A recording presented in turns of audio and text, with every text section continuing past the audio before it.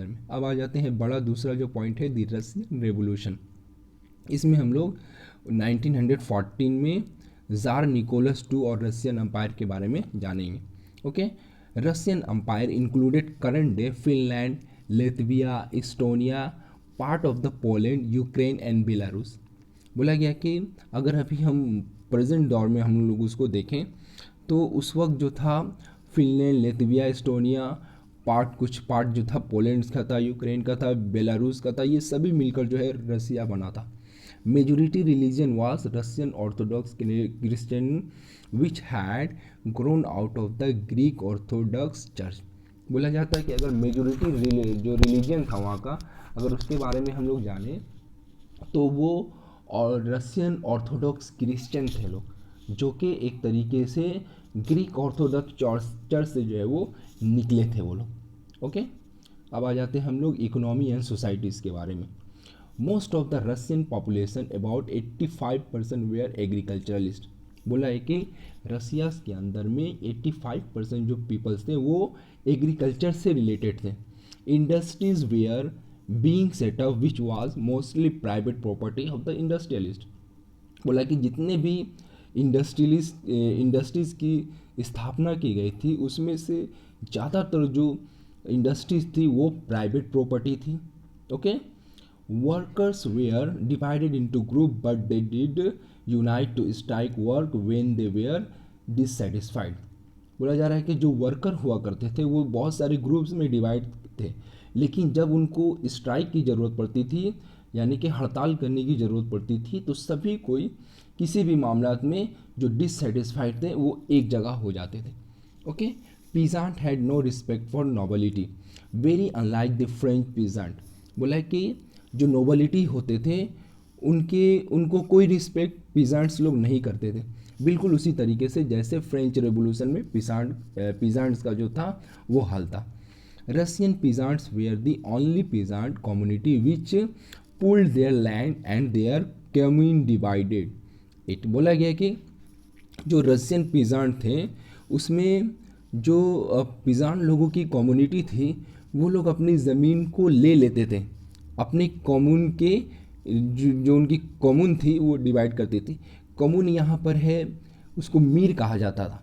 बताया गया कि रसिया के अंदर में जो पीजेंट्स लोग थे उनकी एक तरीके से एक ग्रुप था, कमेटी थी हम कह सकते हैं, जिसको मीर कहा जाता था। और ये मीर क्या करते थे, इन लोगों के जो नोबलिटी हुआ करते थे उनसे ये ज़मीन ले लेते थे और जो ज़रूरतमंद पीजेंट्स थे उसमें डिवाइड कर देते थे, कम्यून या उनको मीर कहा जाता था। ओके, अब आ जाते हैं socialism in Russia. All political parties were illegal in Russia before 1914। बोला है कि जितने भी पॉलिटिकल पार्टीज थी उस सब को इलीगल जो है वो करार दे दिया गया था 1914 के पहले रसिया के अंदर में। The Russian socialist democratic labour party was form in 1898। बोला है कि रसिया में Russian socialist democratic labour party जो है वो स्थापना की गई थी 1898 में। It struggle to give peasant their right over lands that belong to nobles. बोला गया कि इसके तहत जो है वो कहीं ना कहीं वो लोग जिद्दोजहद करते थे। ओके, पीजेंट्स के जो राइट हुआ करती थी वो लोग मांगते थे नोबलिटी से, यानी कि जो उन लोगों का लैंड होता था वो नोबलिटी से मांगते थे। Okay, as land was divided among the peasant periodically which make them natural socialist, and it was felt that peasant and not worker would be the main source of the revolution।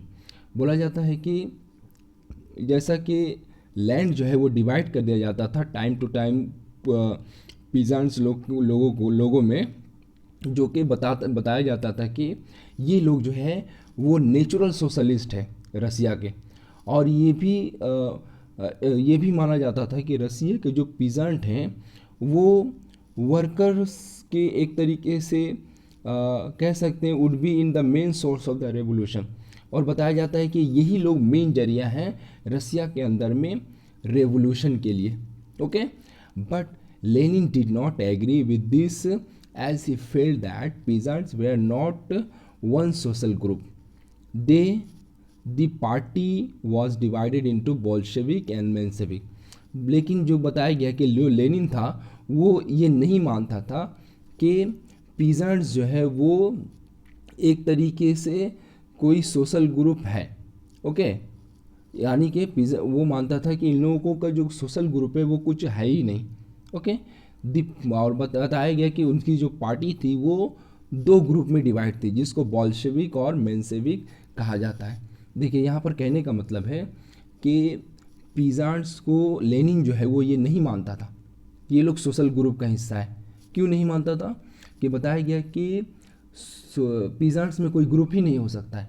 कोई peasant बहुत ज़्यादा गरीब है, कोई peasant बहुत ज़्यादा rich है, कोई पीजेंट्स के लैंडलेस है, कोई पीजेंट जो है वो उसके पास बहुत सारी ज़मीन है, तो उन लोगों की ग्रुप कैसे एक जगह होगी।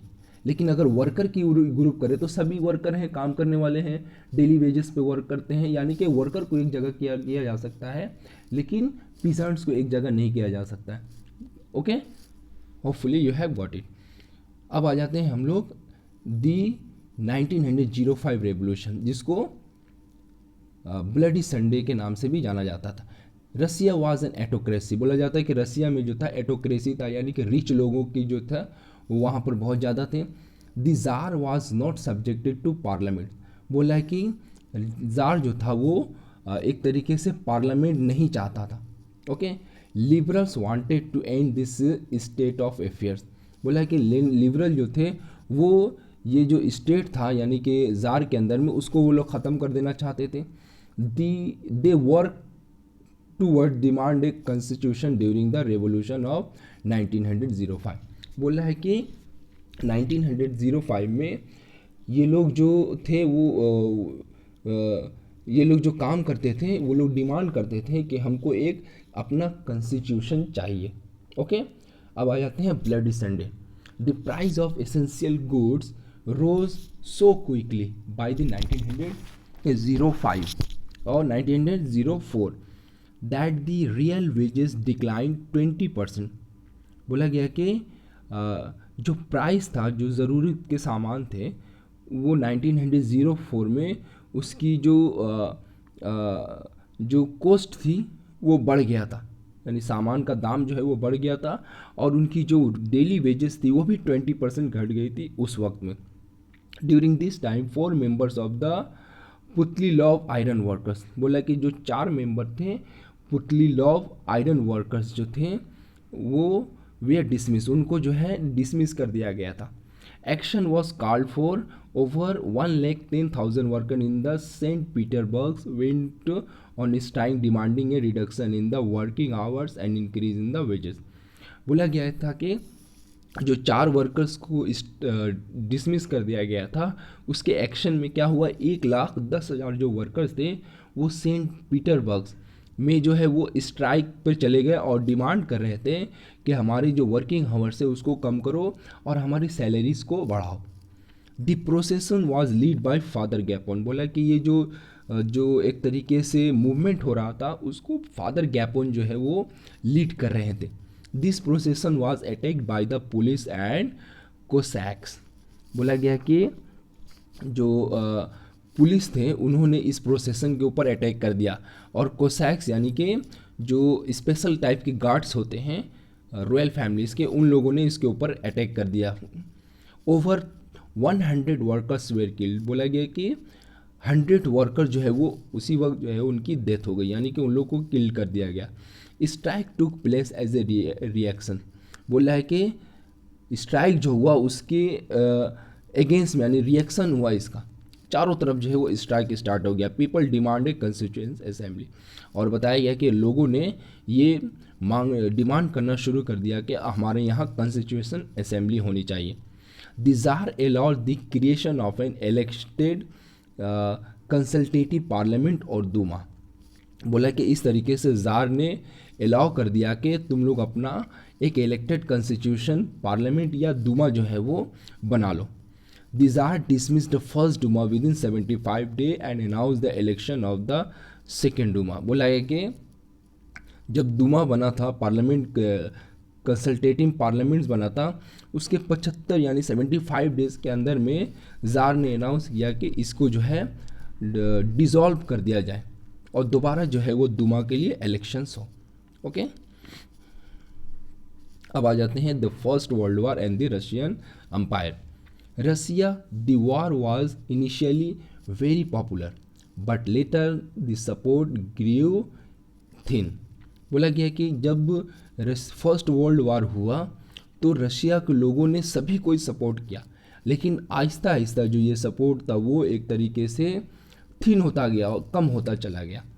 Anti German sentiments rain high. बोला कि जो एंटी सेंटिमेंट यानी कि जो लोगों का गुस्सा था जर्मन के खिलाफ जो है वो सातवें आसमान पे पहुंच गया।